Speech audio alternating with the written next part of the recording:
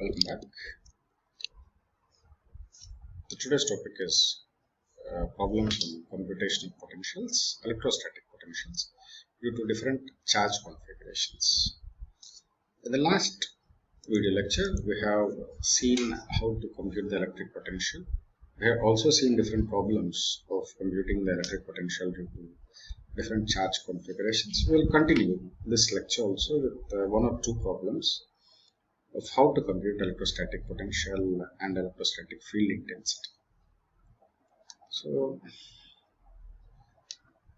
this is the first question, where you can see if the volume charge density of a given charge distribution is given by, this is the volume charge distribution and it is in spherical coordinates, determine the following. So the first one is electric field intensity and electric flux density at any point. The second one is voltage from the field ER.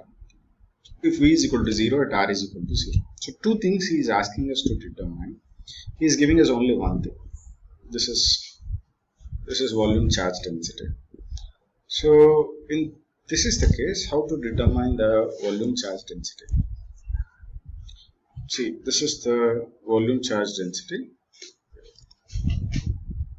Rho is equal to, this is what which has been given for us. So we will first of all try to determine the electric flux density. You know that if this is given in spherical coordinates, if this is the volume charge density, this is rho v. So how to determine the charge enclosed by the sphere, assuming it acts as a constant charge distribution or it is a point charge. So Q is nothing but rho v dv, right, over the entire 3 lengths. Now this dv in spherical coordinates, it is given by r square sine theta dr d theta d phi. So this is dr d theta d phi. You know that in spherical coordinates the coordinates are r, theta and phi.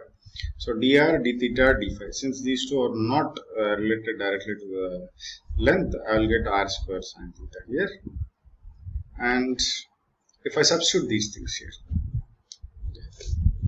and you know the ranges of r, theta and phi. Theta varies from 0 to phi, r varies from 0 to r, and phi varies from 0 to 2 phi. Its maximum value is infinity, but here in this case I am considering only up to r.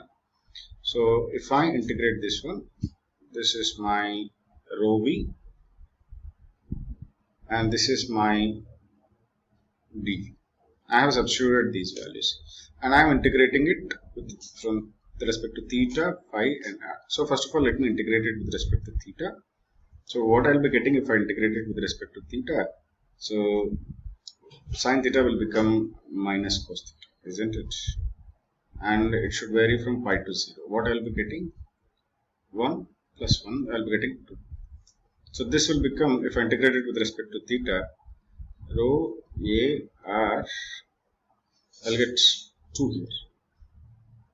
2 dr d phi. Again, what I am supposed to do, I am supposed to integrate it with respect to phi. So here nothing is going to happen. Dr will remain. There is no phi, right? So I will get phi which varies from 0 to pi. So again, what I will be getting here, this component will give me 2 pi.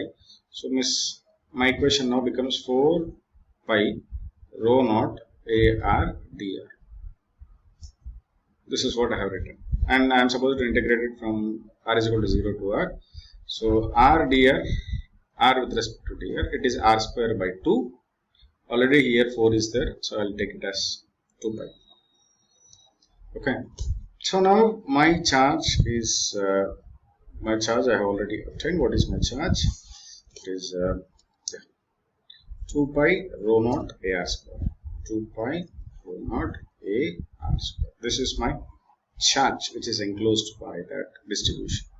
Now if I want to apply Gauss law, we know the Gauss law in its integral format. This is the charge law. Normal component of electric flux density over the entire surface is equal to total charge enclosed. Now in spherical coordinates, what is let us suppose if I consider a sphere like this. So any flux will be coming out like this, isn't it? So what is the surface area which I can enclose it? It will be in the form of a sphere, and the surface area of a sphere is given by 4 pi r square, isn't it? So what I am supposed to do, d into 4 pi r square is equal to q. So, and q already I do have an equation, right? This is my d into 4, this is my q. So r square will go to pi, and this is 2. So what I'll get, d is equal to rho naught a by. This is the electric flux density. If I take it as a vector, this is d by r is equal to rho naught a by 2, and this is a unit vector, which is this is your radial outward surge. Now if I want to take electric field intensity, I know that d bar is equal to epsilon e bar, right? So what is e bar? Very simple, it is d bar by epsilon. So that is what I have obtained here.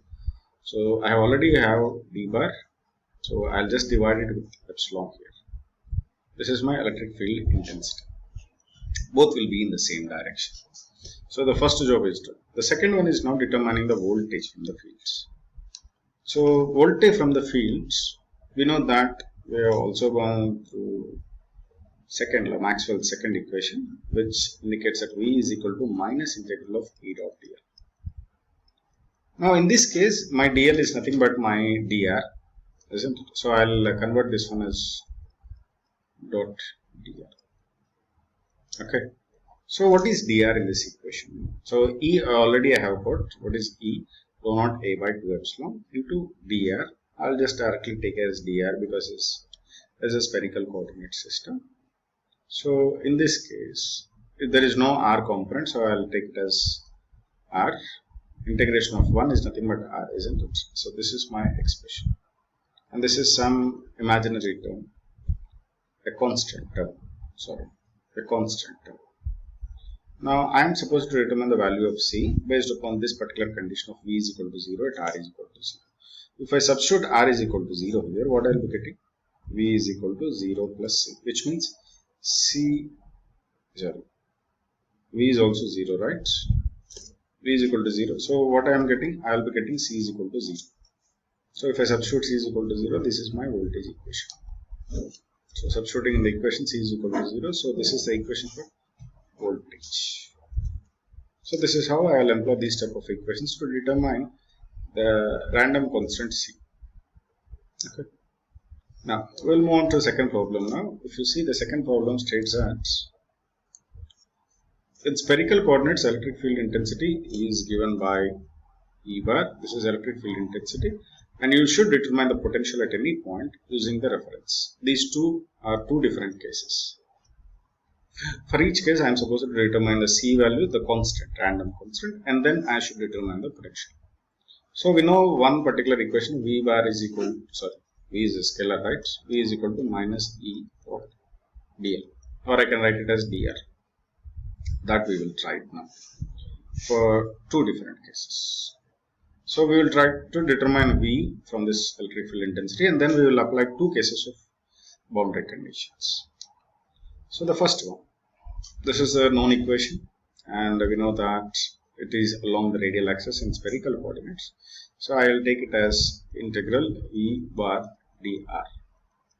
It is already there in r, so I will directly take it as 2r by r square plus a square whole square into dr. So what is the integration of this particular one? I will take r square as some t. So what I will get, 2r dr is equal to dt. So if I substitute here in this one, what I will get? V is equal to minus integral .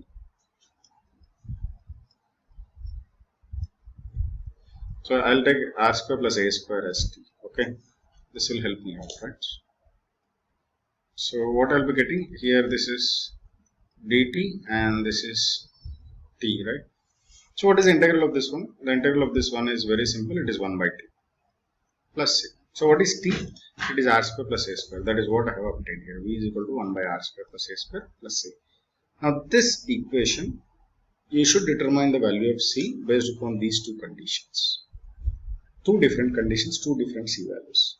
So I will write for this one first. So what is my voltage equation now? V is equal to 1 by r square plus a square plus c, isn't it? So if I apply case A, where V is equal to 0 to infinity, which means V is equal to 0 at R is equal to infinity.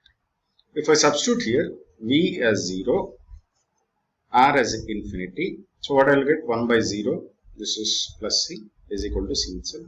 So I will get C is equal to 0. If I substitute here, my expression will become V is equal to 1 by R square plus A square. On the other hand, second case, V is equal to 100 at R is equal to A. So we know that equation is 1 by R square plus A square plus C. V is given as 100, R is given as A. So what I will get? This is 100 is equal to 1 by A square plus A square. This is 2A square.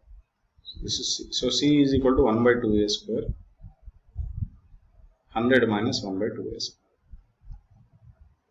This is the value of C. So I should substitute again here. So V is equal to 1 by R square plus A square plus C. This is value of C which I have obtained.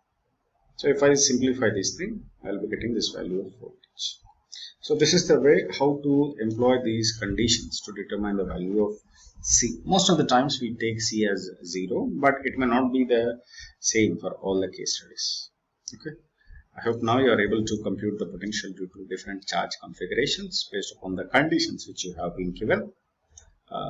We will see in the next lecture about charge density, and this is a lecture level problem. Try to solve this problem. Thank you.